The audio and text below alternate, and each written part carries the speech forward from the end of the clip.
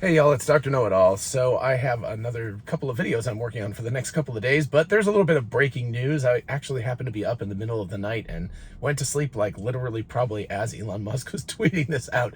But anyway, he tweeted at, I think it was 5:44 Eastern time this morning, Twitter deal temporarily on hold, pending details supporting calculation that spam fake accounts do indeed represent less than 5% of users.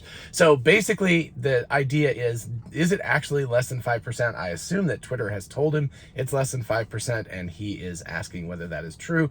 Interestingly enough, he just tweeted just a couple of minutes ago, I think it would be 20 minutes ago at this point, he said still committed to acquisition because as I and many other people immediately said, like, oh, is this your way of backing out? Are you just basically going like, oh, I won't make the gesture, but you know what I'm saying, this kind of a thing. And he's like, peace out, Twitter. So predictably, as you might imagine, Twitter shares were crashing in pre-market trading. Markets won't open for another hour and 20 minutes my time, or I guess as I record this. So, but anyway, pre-market, you could see it just tumbling off the deep end.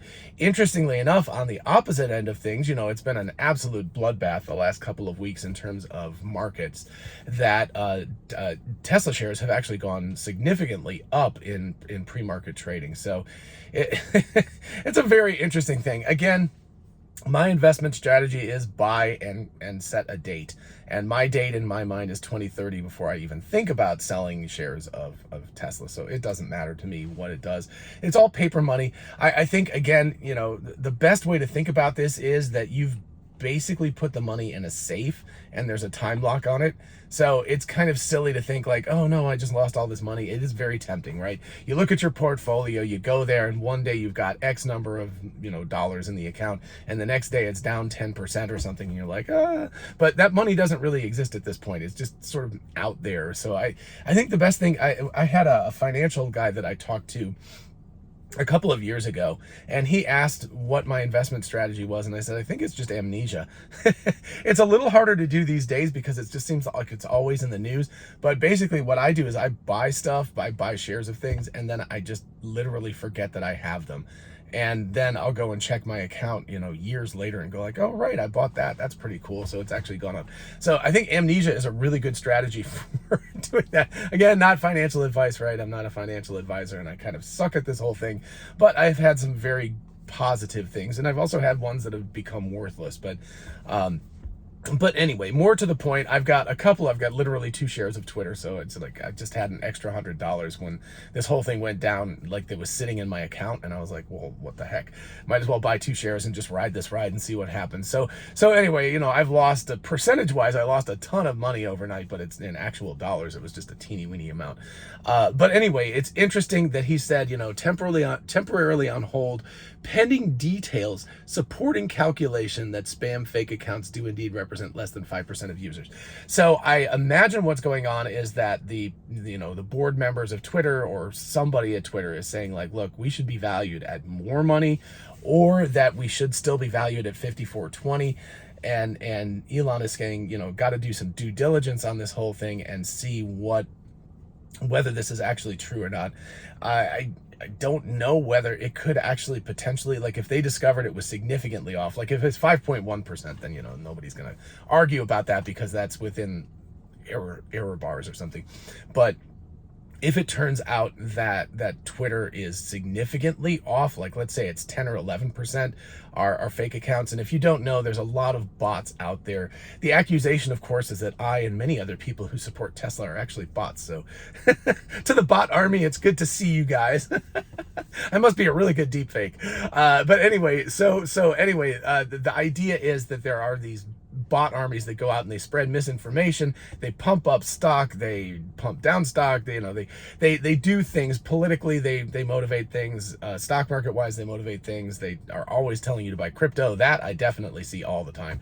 It's like as soon as I post something that's interesting, and this happens on YouTube too, so it's not just reserved for Twitter, but as soon as you post something, they're like, great video, you should buy crypto, right? And then it's like, oh gosh, and they usually do it in a way that looks like my account so that people think they're responding to me when they do that. So if I'm telling you to buy crypto on a YouTube comment, then don't buy crypto based on that. Buy it if you want to, but don't buy it based on that particular thing, and certainly don't buy it with those people, because you're not going to get what you think you will. But anyway, so if it's materially off, whoever promised that it was 5% or less is going to be in a load of trouble, because that would probably put them in the way of fraud. I don't know all the particular legal ins and outs. Of course, I don't know the details of who exactly is saying this and what the circumstances of them saying this are, but it seems to me like if they're significantly off, like if it's double what they're saying, that would put them in the way of fraud, and that would give Elon a really good bargaining position to knock the price of the Twitter shares down significantly, right? Instead of 54.20, he could say like it's going to be 42 or 47 or 48 or something. So he could knock it down by saying like, you guys are just wrong, you lied to me about this. The terms of the negotiation are no longer valid. A lot of people think that this is Elon Musk backing out of this, that he was doing a pump and dump, right? He was just pumping up the stock and then was, I guess, selling the stock, although I haven't heard anything about him selling stock. So, but if we do find out that he's sold off most of his 9% at this high value, I think it got up to $53 and something cents recently. If he sold it at that point, then that would be pretty icky for him to do that, and I would probably put him in the way of the law as well. But he is, again, reiterated, he's still committed to acquisition. So it sounds like he wants to do it. It sounds like this is not a pump and dump sort of scheme, which a lot of people accuse Elon Musk of doing. It sounds like this is much more a situation where he's probably negotiating the best price he can get. And he just got, he had $7.2 billion in a funding round that he got, and it sounds like he got another $6 billion, and he's taken away his complete margin position where he was kind of backing the Twitter purchase with I think it was $12 billion worth of margin calls on his Tesla shares. So that was definitely putting negative pressure on Tesla shares. Interestingly enough, like since he just said still committed to acquisition, I haven't looked at the pre-market since he said that, but it was amazing. As soon as people saw that the Twitter acquisition was on hold, Tesla shares went way the hell up. So with him saying that he's still committed to the acquisition, I could easily see the Tesla shares going straight back down again. We could be back in the same position again. So I have no idea in the short term, but I think that ultimately my and many people's concerns with Elon Musk purchasing Twitter has nothing to do with the share values of things. That's all just short bumps in the roads. It really has to do with his bandwidth and his ability to maintain focus on so many different things at once. I personally feel that social media is just a quagmire. Elon Musk surrounds himself with the best and the brightest in the world, and he doesn't suffer fools lightly. And one thing that you find on social media is there are a lot of fools on social media, and potentially me too, who knows. But I think people, number one, a lot of fools are on there, so their voices are extra loud on that, and number two, people feel free to be a little bit more I don't know, vile, silly, petty, something like that, if they're on social media, especially if their identities are hidden. And I know I'm Dr. Know-It-All on Twitter, but I also have a real account as well that has my name on it. But also, who I am because I'm here, unless I'm a really good deepfake bot, right? But so people know who I am. So there is, I do type tweets sometimes and delete them because I'm like, oh, I should probably not say that. So, I do maintain some sort of sense of responsibility for the things that I say on Twitter and other social media, and certainly on YouTube as well. But there are a lot of accounts that's just, XYZ1547 or something, and it's like, well, who is this person? And at that point, you can say whatever you want to on here. So there's a lack of responsibility. So again, I think it's amplified, but there are a lot of not the best and the brightest on things like Twitter and social media. And so I worry that what's going to happen is that Elon Musk is going to get stuck in this just quagmire of idiocy. What was that movie from years ago, Idiocracy?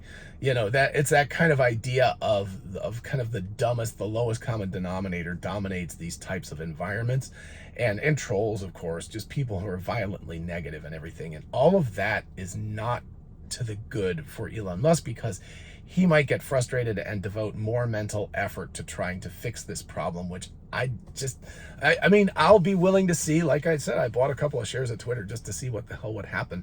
But I don't know. I mean, Elon Musk is an incredible engineer, a really bright guy, but I think that actually puts him at a disadvantage in this whole situation personally, because I think that he thinks people are fundamentally smart and are fundamentally looking for the best possible outcomes. I think most people are, but I think the problem is that these sorts of town hall environments get dominated by people who aren't, and that could be the issue that could come about with all of this stuff.